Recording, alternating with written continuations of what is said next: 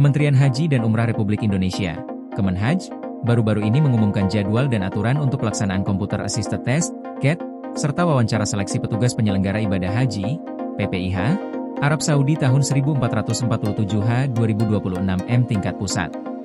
Tes CAT dan wawancara ini merupakan bagian dari rangkaian seleksi untuk memilih petugas yang akan membantu menyelenggarakan ibadah haji di Arab Saudi. Proses seleksi ini bertujuan untuk memastikan bahwa petugas yang dipilih dapat memberikan pelayanan terbaik bagi jemaah haji.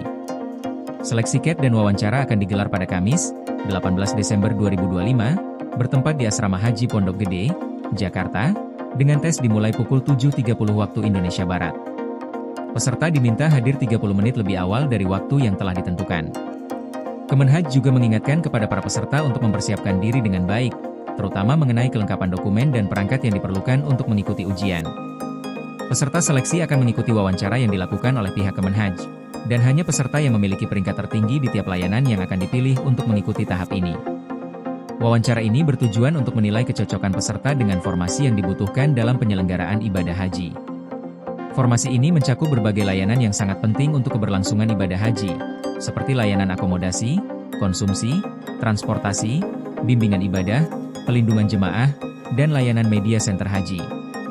Selain itu, ada juga formasi untuk penanganan krisis dan pertolongan pertama pada jemaah haji, serta layanan untuk jemaah lansia dan disabilitas.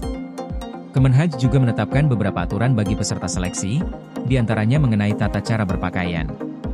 Peserta laki-laki diminta mengenakan kemeja putih lengan panjang dan celana hitam, sedangkan peserta perempuan diminta mengenakan kemeja putih, rok atau celana hitam, serta kerudung hitam.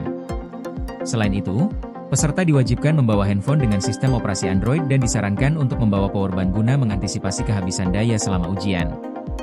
Peserta juga diwajibkan menginstal aplikasi CAT petugas melalui QR Code yang tersedia di unggahan resmi Kemenhaj. Aplikasi ini sangat penting karena akan digunakan untuk mengakses tes dan materi seleksi. Peserta juga diminta untuk membawa kartu peserta seleksi yang dapat diunduh melalui aplikasi pendaftaran petugas. Kartu peserta ini memiliki ukuran 10x16 cm dan harus dimasukkan ke dalam holder ID card plastik bertali biru.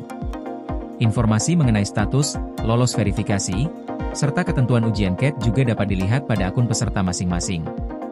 Panitia tes mengingatkan bahwa tidak ada konsumsi yang akan disediakan di lokasi tes, sehingga peserta diharapkan untuk mengantisipasi kebutuhan makan dan minum mereka selama ujian berlangsung. Selain itu, peserta juga disarankan untuk menggunakan transportasi umum untuk menuju lokasi ujian guna menghindari kemacetan, serta membawa cadangan koneksi internet untuk mengantisipasi kemungkinan gangguan jaringan selama ujian berlangsung. Peserta juga diminta untuk menonaktifkan atau menghapus aplikasi yang tidak berkaitan dengan tes, guna menghindari gangguan selama ujian. Kemenhaj membuka berbagai formasi untuk memenuhi kebutuhan tenaga profesional yang akan membantu kelancaran penyelenggaraan ibadah haji. Formasi tersebut mencakup berbagai layanan yang sangat penting, antara lain layanan akomodasi, layanan konsumsi, layanan transportasi, layanan bimbingan ibadah, pelindungan jemaah, media center haji, serta layanan penanganan krisis dan pertolongan pertama pada jemaah haji.